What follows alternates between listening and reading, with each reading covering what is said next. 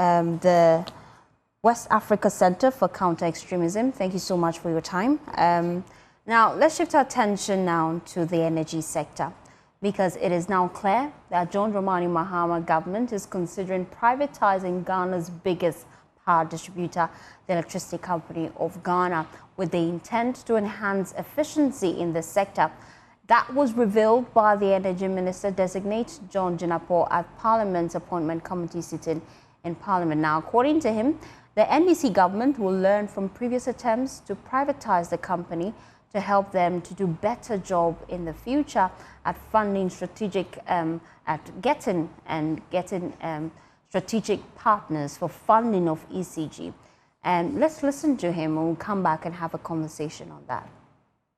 Remain consistent that there should be a private sector participant in the distribution, especially, like you said, billing and collection. When I was Deputy Minister, I led the process. When Honorable Secretary became my supervising minister, he made me lead the process of privatization. I led the team to India, I led the team to Uganda, I led the team to Kenya to learn from best practices. So I'm surprised. And let me put on record that I've been very consistent that we need private sector participation at the distribution level, except that I disagreed with the format of the PDS, and I maintain that we can do it better.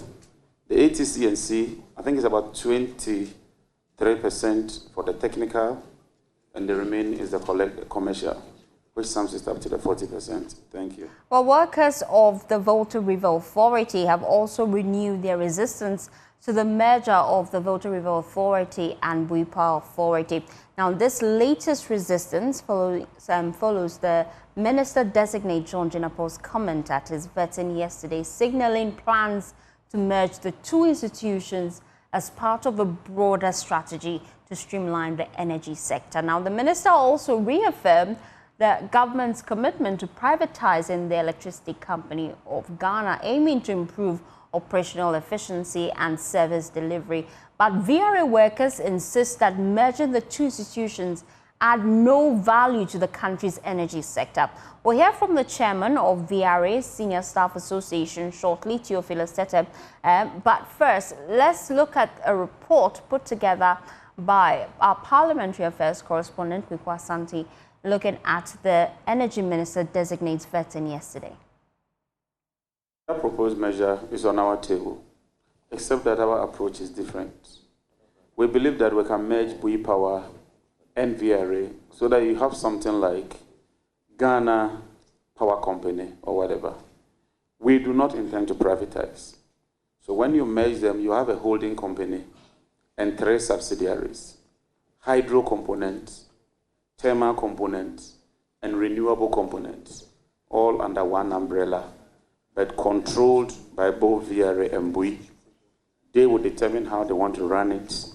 They will determine how they want to move with it. We do not intend to privatize any of those plants because they produce about 45% of our national requirement. And as a strategic step, you do not put all your energy assets in private hands. So let me assure the workers, we'll consult them.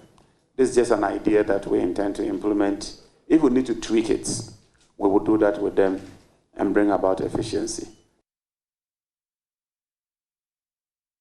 Well, let's bring in Teo Tete Ahia. He is chairman of the Senior Staff Association for VRA. Thank you so much for your time here on The Pulse. Now, has your stance changed as a union over the merger of VRA and VRA? Very much, and good afternoon to your cherished listeners. And first, let me congratulate the minister for his nomination and then the vetting process. We are hopeful that he will get a nod to take over the ministry. And being he is going to be our sector minister, definitely we will have an engagement with him and we will share our opinion and points with him. Our point is this, it's very simple. Everybody is mentioning merging VRA and VRA, but nobody is giving any concrete reason why we intend to do that. Look, let me say that VRA project was started by VRA. All the research, the design were handled by VRA until when President Ford came in and he sought funding from China Sino-Hydro. Then they say, okay, let's create an authority so that they will bring some competition. VRA is already in this business, so that it will be a new dynamism that they will bring into force. And BUI, after its construction, has become a picking plant. It's not a base load plant. BUI cannot run all the it's generated 24/7. So what will you do as a smart management from the BUI end? They have been very prudent, and therefore they have veered into solar energy. And that has brought competition into the sector. And in terms of pricing, so to us, measuring BUI, and people are talking about efficiency, we do not see it as the way to go, because currently you have what we call two authorities that goes onto the money market and raise funds and also venture into other renewables, which is also expanding. So if you bring it together under one umbrella, mind you, you have then stifled BUI or VRA from going their separate way to source for funding. Okay, so that will not bring any benefit if you bring them together. If you add BUI to Volta River Authority, it is not going to increase the energy generation in this country by 1 single megawatt. So why do we want to do that? BUI should be allowed. Okay. BUI should be allowed to expand in the direction. They have taken a smart move first to do what we call floating solar in this country, and that has given them that impetus to expand. VRA is also doing well in the thermal and that of the hydro currently. And besides, if you put all these things together, they become one entity. That depends on the climate. When the weather is not favorable, what happens? So you don't want that single management to go to the market and be going to look for funding. And they say it's looking at its power stream. Okay, Theophilus, I'll come back to you. I know you want to make that point, but I'll come back to you to make that point, because I plan to have a lengthy conversation with you. Yesterday we heard from the minister designate, and he was quite firm when he said that he's open to negotiation, he's open to dialogue to try and see how best to work things out, because he's looking at efficiency. And so I'll come to you for that second point, but I also have with me on the phone lines now the General Secretary of the Public Utilities Workers Union, Timothy Yami. Thank you so much for your time here on The Pulse. In the past, you have resisted proposals for the privatization of ECG. I'm wondering, has your position changed now that we have new government?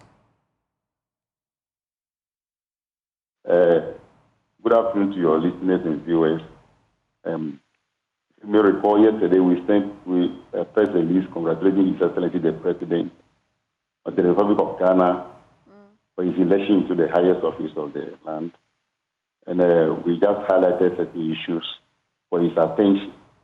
I'm sure on the backdrop, his Honorable Minister Designate also met the committee, the vetting committee. And he also made certain pronouncements. I'm sure that's why this issue has actually come up again. And but in our press statement with Excellency, we also said that the position of PUI on ECG preparation, the position paper that we were pushing when they were in government the previous time, has not changed. But we also were quick to add that we are ready to dialogue or to engage the stakeholders on the best way of managing ECG. And I'm wondering, what's the best way of managing this? Oh, we have a document that we have prepared with alternative for preservation of the utility in that regard, the power distribution and the ECG. When the time comes, we'll be ready to hold a discussion with the authorities on the way forward of the organization. Now, let me bring in back to you, because you also have similar concerns. Before I let you go, Timothy, because I'm told that you have to be elsewhere, so let me just finish with you and then let you go. ECG, to a large extent, the problem with ECG has to do with generation of funds. You have the power, your job is to distribute it and bring in the revenue. And that has always been a problem for ECG, revenue mobilization. I know that the last year, the ECG decided to go on an extensive revenue mobilization drive. But how effective has that been really? And don't you think it's the right time to let private individuals come on board? That's what I'm saying, that that discussion will come on board when we meet as stakeholders. But let us put on record that ECG does not generate power. ECG is a power distributor. Exactly. So the power available is what we distribute. And of course, the non-payment of tariff or the bills is, it's a natural thing in Africa, because there are no legislative instruments to regulate defaulters of payment of electricity. Unlike our neighboring countries in Côte d'Ivoire, where after two months becomes a criminal issue when you are indebted to the electricity industry. Not like that in Ghana. So we have to do this revenue mobilization and meeting our customers to ask them to pay. If you also recall, ECG has developed various mode of payment, i.e. e-payment, to fast-track the collection of revenue. And how effective has that been really? Oh, well, you as you may recall last year, the revenue generating capacity increased several instances, but I'm not in a position to give you the figures. Only the management of ECG can be able to give you the. The record we have was that from the time they started the revenue mobilization drive, revenue continued to increase exponentially. So your stance remains, right? Yes, our stance remains, but we are ready to engage with the stakeholders to see the best way for that to benefit Ghanaians and if the best way is privatization, are you open to that? We are open. You see, there's no industry that is static, and that's why we are saying that we are open to negotiation with the stakeholders. That's why in our letter to His Excellency, we also drew his attention to be wary of others who may have vested interest. So we should also do broader consultation, including the major stakeholders, the electricity industry. Thank you so much, Timothy Yami. He's General Secretary for the Public Utilities Workers Union. Now, before we bring in Derek, who has joined the conversation, Hache, thank you so much for your time here on the pause. Let me just finalize with Mr. Timothy. You were on your second point before I had to cut you. You were just raising concerns as to how you feel this merger is not the way to go. Please make your point. Much. What we are expecting the minister to focus his attention on now in the sector, it's about how to improve the cash flow and the liquidity of the generators and everybody. Because currently, we and the Volta River Authority under the cash waterfall mechanism are classified as at level 2. And both are not being paid adequately. So in their separate ways, they receive some amount of money. Now, if you put them together under the same cash waterfall mechanism, I bet you they are going to suffer more. So we expect the minister that, look, yes, let's see how best we can stabilize the system. Let's see how best we can improve the cash flow for the generators. Then if there are any other measure that you are thinking about that we need to do, just like he stated, then we will begin to look at those issues by engaging the major stakeholders. But as we speak now, to bring an efficiency, is it in the area of cash or in the area of generation? That is something that it beats our imagination. So what we are saying is that, look, that measure that we are talking about now, that is on the banner, is on our table, it's not the best option, and it's not going to bring any improvement in the output of generation from both BUI or the VRA.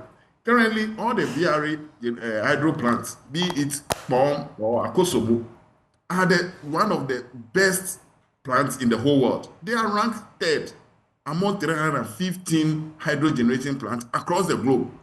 So when you talk about efficiency, you talk about availability, you talk about capacity utilization, force outage, they are one of the topmost plants in the whole world.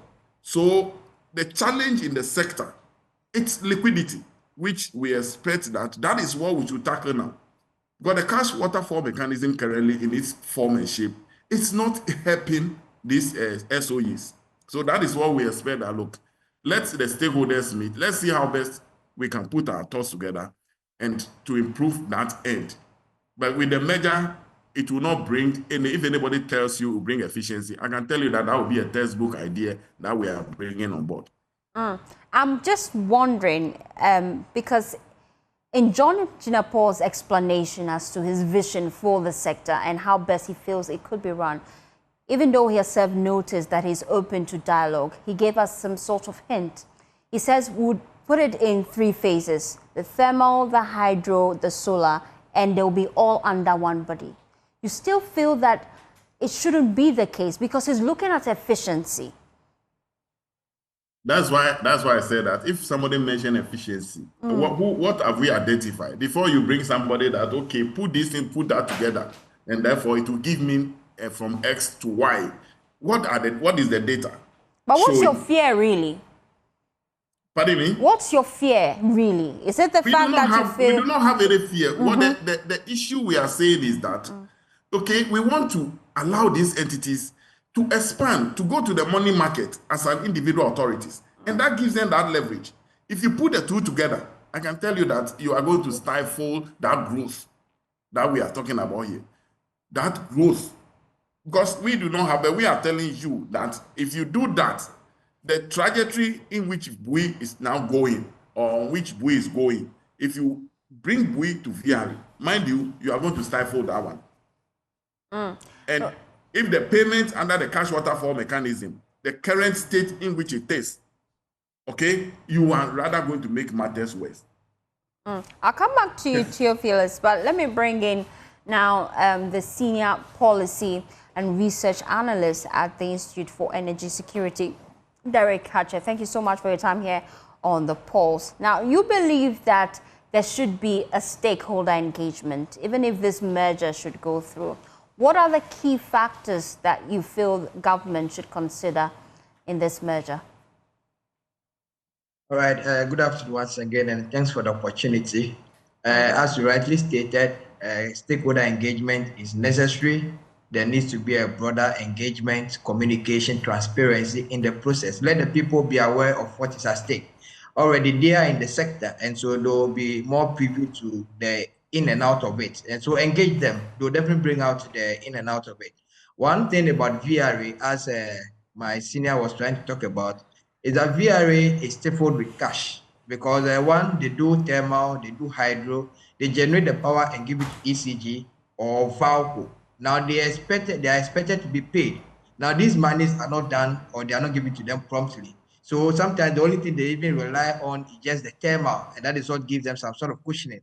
Other than that, they'll have to export power directly, where they'll be able to raise immediate cash. And so issues with VRA got to do with money. If you give them the money, then probably they'll be more efficient. They'll have a better book to be able to go to the money market and do whatever thing that is expected of them. Now, for BUI Power to be more strategic and divert towards the renewable, then it means that is where they've identified. And so putting all of them under one umbrella is just a name that is going to change. And so you streamline the activities. VRA knows that, okay, they are doing this under thermal. How can they be able to improve efficiency in the thermal generation at a lower cost? How would they be able to bring or maybe do a reverse flow, whether it's just natural gas or light crude or which of them? How would they be able to generate power at a cheaper cost? Now, if it is about the renewable, what areas should they be able to venture into where they'll be able to generate power at a cheaper cost, and how would they be able to raise the needed financial capacity? Now, mind you, if you merge the two, it gives them a bigger stakeholder. It gives them a bigger opportunity. It increases their asset base. And so going on to the money market, one other thing that investors are also looking at is what is your capacity? And so that also gives them another leverage. But as I rightly stated, you need to engage these two organizations. Let them tell you what is at stake. As it stands right now, it got to do with money. Let ECG be able to increase their revenue collection, comply strictly with the cash waterfall mechanism. If anything, move them from the category B to category A, so that when the money is realized, they'll be able to be paid, and then they'll be able to use the money for whatever operation that is expected of them. When you are able to address those challenges, then you can now have a good conversation with them where they'll all be open to it. Other than that, for now, you all have some sort of fear that probably somebody want to act negatively, or maybe having a different or an odd maybe another motive behind the whole thing. The issue about revenue collection for ECG has always been a challenge, and the reason why the conversation about privatization of ECG has come up again. Do you think that that is the more effective way to handle ECG? Earlier I stated something, I think it was in the morning, I stated that the issue with ECG got to do with leadership. And leadership must be firm, a leader must be bold enough and go after whoever that is consuming power. I've given you amount of megawatts of power to distribute. How much is that megawatt? Maybe it's 100 megawatts. Which people are consuming it? Where does the power go to? When you have a system that monitors where the power goes to, you should be able to find a way to you should be able to find out whether that the people that are enjoying the power are able to pay for it. Now, if they are not able to pay for it, what system will you put in place to be able to recoup or maybe cut them off so that they do not continue consuming the power? But what I want to tell you is that the people that are consuming power that are not paying for it are the same so-called big players or the big business leaders who are consuming the power. Some of them, you enter their houses and it's just a fence wall, nobody will be able to enter. Some of the businesses are consuming huge power, but all of them is just bypass. And if you go there, they'll just make 1 or 2 calls, and then the next day they get restored. There are a lot of faulty meters in the system. Now, when there are faulty meters in the system, then it means that it will impact your revenue generation. Now, anytime there's a faulty meter, somebody will bypass the system. And so, do you have a available meter system? Do you have maybe a better technology to monitor how revenue or how people are consuming power so that it will be able to match up with your revenue mobilization? If you don't do that, then you will have a big problem. So, it got to do with leadership. Leadership is everything. Let the leader be bold. Let the person not mind whether there's government interference or political interference or who appointed him, but you should just make the point that I'm saving Ghana, I'm doing whatever thing that will help Ghana. If you bring in a private sector doesn't know who is a big man, it doesn't know who is a politician, who is this person related to or the other. What they are interested in is how would they be able to recoup their investment. And so when they invest any amount of money, they will have to make sure that there's an efficient utilization of it so that the revenue that is generated will be more utilized and be able to meet their target. That would be the best way to go. Because there has been a lot of concerns about how government institutions owe ECGs millions of cedis and they are failing to pay. So you're all out for privatization and you feel that's the best way they can recoup some of these finances, right? It's a way to go. Let the private sector have a way to participate in the sector. Give them that leeway. Let them have that independent mindset and go after whoever that is supposed to pay them. It even makes the SOEs or the agencies more efficient, because if you know that you are not relying on government to come and pay back the backlog, then definitely you'll be able to pay for your power that you are going to consume. You'll be more efficient, whether you have to put on the light at any time or you have to put on all your air conditions or whatever thing. You'll be more efficient. You put in the best practices as probably you would have been doing if you had to be paying your own bills. But when you leave everything to that, okay, this is a government agency, and at the end of the day, if I'm not able to pay, the government of the day will be able to recoup or pay back the money to, will give the money back to ECG. Then definitely they will live any way that they want. They will just put up any misbehavior just to consume more power without being more efficient. And so definitely let the private sector come into it. Let them be more open. Let them be more. Let them have that leadership style where they will not have any political interference. The whole idea is when there's political interference, it weakens the private sector to do it. Now, in bringing the private sector, talking about privatization, there should be proper transparency in the process. Let there be more creditable institutions that will come up for it. Let them show that capacity to be able to manage the sector. Don't let it be like, okay, just a normal way as we experience with PDS, where about $190 million that was supposed to come from the US, we have to let go because we're not able to implement efficiency in the energy sector, especially the distribution. Now with ECG, one thing is that they are having a higher distribution losses. How can they not, which business will be able to operate or survive when they have a higher distribution losses? And so find a way to be able to crack it down. Somewhere around 2016, it used to be 21% in terms of distribution losses. Now it's about 30% or more. So which business will be able to survive? Are people appointed to be more efficient or to add up to their losses? Thank you so much, Derek, for joining us here on The Pulse. Now we're just Putting the spotlight on the energy sector. You're still watching The Pulse. When we come back, we'll take you all the way to Kumasi and we'll tell you why after this quick breather.